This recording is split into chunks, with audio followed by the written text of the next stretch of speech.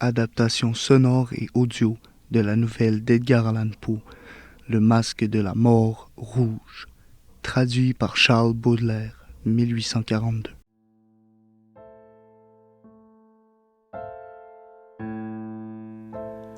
La mort rouge avait pendant longtemps dépeuplé la contrée. Jamais peste ne fut si fatale, si horrible. Son avatar, c'était le sang, la rougeur et la hideur du sang. C'étaient des douleurs aiguës, un vertige soudain et puis un suintement abondant par les pores et la dissolution de l'être. Des taches pourpres sur le corps et spécialement sur le visage de la victime la mettaient au banc de l'humanité et lui fermaient tout secours et toute sympathie. L'invasion, le progrès, le résultat de la maladie, tout cela était l'affaire d'une demi-heure. Mais le prince Prospero était heureux et intrépide et sagace. Quand ses domaines furent à moitié dépeuplés, il convoqua 1 millier d'amis vigoureux et allègres de cœur, choisis parmi les cavaliers et les dames de sa cour, et se fit avec eux une retraite profonde dans une de ses abbayes fortifiées. C'était un vaste et magnifique bâtiment, une création du prince, d'un goût excentrique et cependant grandiose. Un mur épais et haut lui faisait une ceinture. Ce mur avait des portes de fer. Les courtisans, une fois entrés, se servirent de fourneaux et de solides marteaux pour souder les verrous.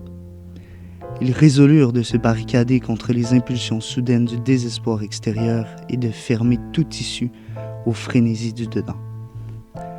L'abbaye fut largement approvisionnée. Grâce à ces précautions, les courtisans pouvaient jeter le défi à la contagion. Le monde extérieur s'arrangerait comme il le pourrait. En attendant, c'était la folie de s'affliger ou de penser.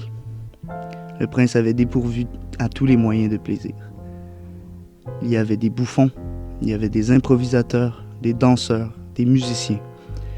Il y avait le beau sous toutes ses formes. Il y avait le vin. En dedans, il y avait toutes ces belles choses et la sécurité. Au dehors, la mort rouge. Ce fut vers la fin du 5e ou 6e mois de sa retraite, et pendant que le fléau sévissait au dehors avec le plus de rage, que le prince Prospero gratifia ses 1000 amis d'un bal masqué de la plus insolite magnificence. Tableau voluptueux que cette mascarade! Mais d'abord, laissez-moi vous décrire les salles où elle eut lieu. Il y en avait 7, une enfilade impériale. Dans beaucoup de palais, ces séries de salons forment de longues perspectives en ligne droite quand les battants des portes sont rabattus sur les murs de chaque côté, de sorte que le regard s'enfonce jusqu'au bout sans obstacle. Ici, le cas était fort différent, comme on pouvait s'y attendre de la part du duc et de son goût très vif pour le bizarre. Les salles étaient si irrégulièrement disposées que l'œil n'en pouvait guère embrasser plus d'une à la fois. Au bout d'un espace de 20 à 30 yards, il y avait un brusque détour et à chaque coude, un nouvel aspect. À droite et à gauche, au milieu de chaque mur, une autre et étroite fenêtre gothique donnait sur un corridor fermé qui suivait les sinuosités de l'appartement. Chaque fenêtre était faite de verre coloré, en harmonie avec le ton dominant dans les décorations de la salle sur laquelle elle s'ouvrait. Celle qui occupait l'extrémité orientale, par exemple, était tendue de bleu, et les fenêtres étaient d'un bleu profond. La seconde pièce était ornée et tendue de pourpre. Les carreaux étaient pourpres. La troisième, entièrement verte, et les fenêtres vertes. La quatrième, décorée d'orange, était éclairée par une fenêtre orangée. La 5e, blanche. La 6e, violette. La 7e salle était rigoureusement ensevelie de tentures de velours noir qui revêtaient tout le plafond et les murs et retombaient en lourdes nappes sur un tapis de même étoffe et de même couleur. Mais dans cette chambre seulement, les couleurs des fenêtres ne correspondaient pas à la décoration. Les carreaux étaient écarlates, d'une couleur intense de sang. Or, dans chacune des 7 salles, à travers les ornements d'or éparpillés à profusion çà et là ou suspendus aux lambris, on ne voyait de lampe ni de candélabre. Ni lampe ni bougie. Aucune lumière de cette sorte dans cette longue suite de pièces. Mais, dans les corridors qui le servaient de ceinture, juste en face de chaque fenêtre, se dressait un énorme trépied avec un brasier éclatant qui projetait ses rayons à travers les carreaux de couleur et illuminait la salle d'une manière éblouissante. Ainsi se produisait une multitude d'aspects chatoyants et fantastiques. Dans la chambre de l'ouest, la chambre noire, la lumière du brasier qui ruisselait sur les teintures noires à travers les carreaux sanglants était épouvantablement sinistre et donnait aux physionomies des imprudents qui y entraient un aspect tellement étrange que bien peu de danseurs se sentaient le courage de mettre les pieds dans son enceinte magique. C'était aussi dans cette salle que s'élevait contre le mur de l'ouest une gigantesque horloge d'ébène. Son pendule se balançait avec un tic-tac sourd, lourd, monotone. Et quand l'aiguille des minutes avait fait sonner les circuits du cadran et que l'heure allait sonner, il s'élevait des poumons d'airain de la machine un son clair, éclatant, profond et excessivement musical, mais d'une note si particulière et d'une énergie telle que d'heure en heure, les musiciens de l'orchestre étaient contraints d'interrompre un instant leurs accords pour écouter la musique de l'heure.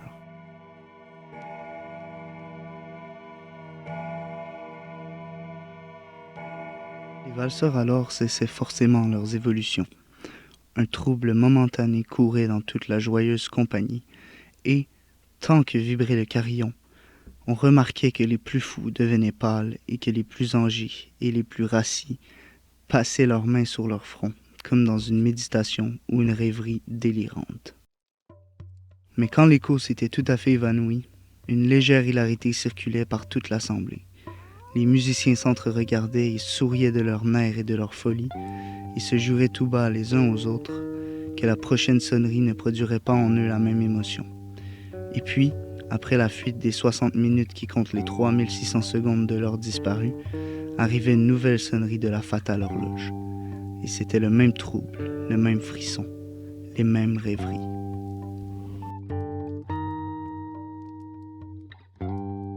Mais en dépit de tout cela, c'était une joyeuse et magnifique orgie. Le goût du duc était tout particulier. Il avait un œil sûr à l'endroit des couleurs et des effets. Il méprisait le décorum et la mode. Ses plans étaient téméraires et sauvages, et ses conceptions brillaient d'une splendeur barbare. Il y a des gens qui l'auraient jugé fou. Ses courtisans sentaient bien qu'il ne l'était pas, mais il fallait l'entendre, le voir, le toucher, pour être sûr qu'il ne l'était pas. Il avait, à l'occasion de cette grande fête, présidé en grande partie à la décoration mobilière des 7 salons, et c'était son goût personnel qui avait commandé le style des travestissements. À coup sûr, c'étaient des conceptions grotesques. C'était éblouissant, étincelant. Il y avait du piquant et du fantastique. Beaucoup de ce qu'on avait vu depuis Emani. Il y avait des figures vraiment arabesques, absurdement équipées, incongrument bâties, des fantaisies monstrueuses comme la folie. Il y avait du beau, du licencieux, du bizarre en quantité, tant soit peu de terrible et du dégoûtant à foison. Bref, c'était comme une multitude de rêves qui se pavanaient çà et là dans cet salon. Et ces rêves se contorsionnaient en tous sens, prenant la couleur des chambres. Et on l'ont tu dit qu'ils exécutaient la musique avec leurs pieds et que leurs airs étranges des orchestres étaient l'écho de leurs pas. Et de temps en temps, on entend sonner l'horloge d'ébène de la salle de velours.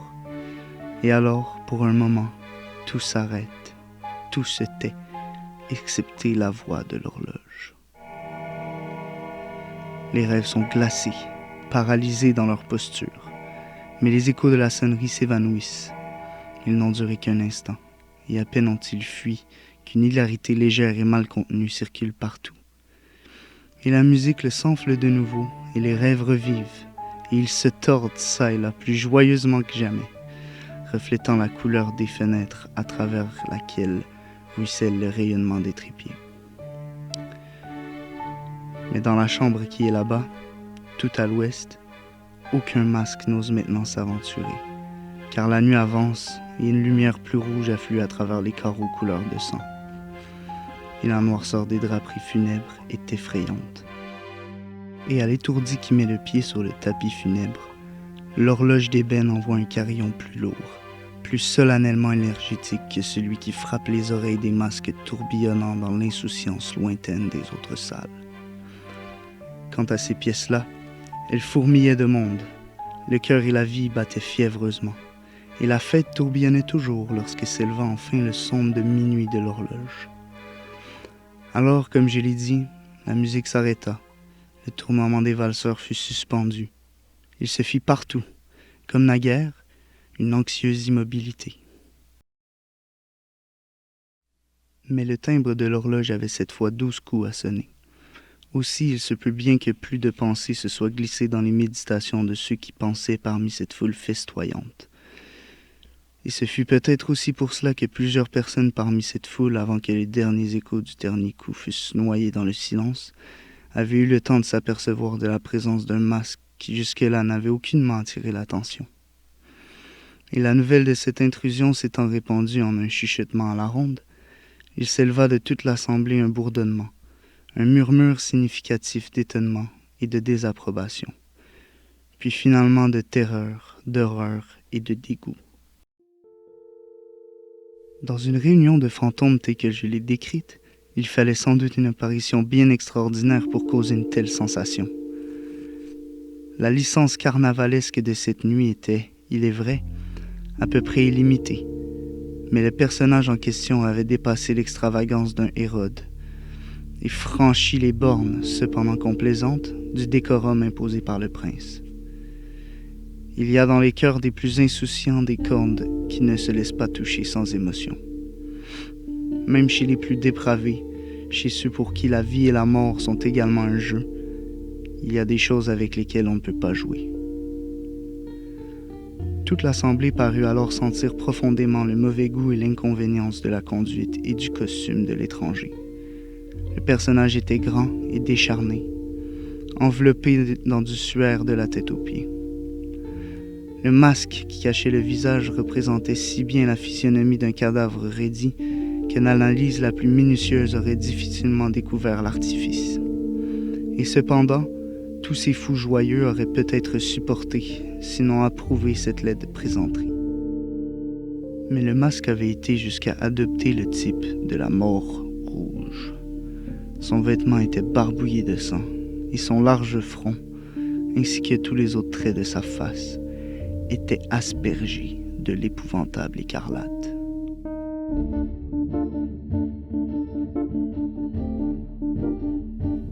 Quand les yeux du prince Prospero tombèrent sur cette figure de spectre, qui, d'un mouvement lent, solennel, emphatique, comme pour mieux soutenir son rôle, se promenait çà et là à travers les danseurs, on le vit d'abord convulsé par un violent mouvement de frisson et de terreur, ou de dégoût. Mais après une seconde, son front s'empourpra de rage. « Qui ose ?» demanda-t-il, d'une voix enrouée, aux courtisans debout près de lui. « Qui ose nous insulter par cette ironie blasphématoire? Emparez-vous de lui et démasquez-le, que nous sachions qui nous aurons à prendre au créneau au lever du soleil. » C'était dans la chambre de l'Est, ou chambre bleue, que se trouvait le prince Prospero quand il annonça ces paroles. Elles retentirent fortement et clairement à travers les 7 salons, car le prince était un homme impérieux et robuste, et la musique s'était tue, à un signe de main. C'était dans la chambre bleue que se tenait le prince, avec un groupe de pâles courtisans à ses côtés.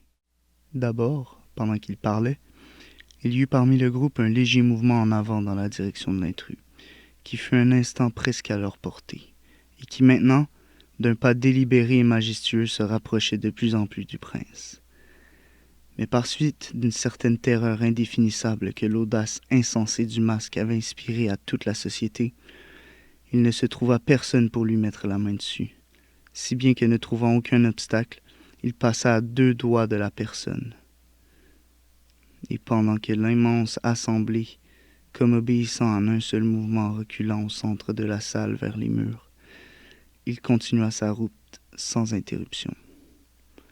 De ce même pas solennel et mesuré qu'il l'avait tout d'abord caractérisé, de la chambre bleue à la chambre pourpre, de la chambre pourpre à la chambre verte, de la chambre verte à l'orange, de celle-ci à la blanche, et de celle-là à la violette, avant qu'on eût fait un mouvement décisif pour l'arrêter. Ce fut alors toutefois que le prince Prospero, exaspéré par la rage et la honte de sa lâcheté d'une minute, s'élança précipitamment à travers les 6 chambres, où nul ne le suivit, car une terreur mortelle s'était emparée de tout le monde. Il brandissait un poignard nu et s'était approché impétueusement à une distance de 3 ou 4 pieds du fantôme qui battait en retraite. Quand ce dernier, arrivé à l'extrémité de la salle de velours, se retourna brusquement et fit face à celui qui le poursuivait. Un cri aigu partit, et le poignard glissa avec un éclair sur le tapis funèbre où le prince Prospero tombait mort une seconde après. Alors, invoquant le courage violent du désespoir, une foule de masques se précipita à la fois dans la chambre noire et saisissait l'inconnu, qui se tenait comme une grande statue, droit et immobile, dans l'ombre de l'horloge d'ébène. Ils se sentirent suffoqués par une terreur sans nom en voyant que sous le linceul et sous le mystérieux cadavéreux, qu'ils avaient empoigné avec une si violente énergie, ne logeait aucune forme palpable. On reconnut alors la présence de la mort rouge. Elle était venue comme un voleur de nuit, et tous les convives tombèrent un à un dans les salles de l'orgie, inondées d'une rosée sanglante.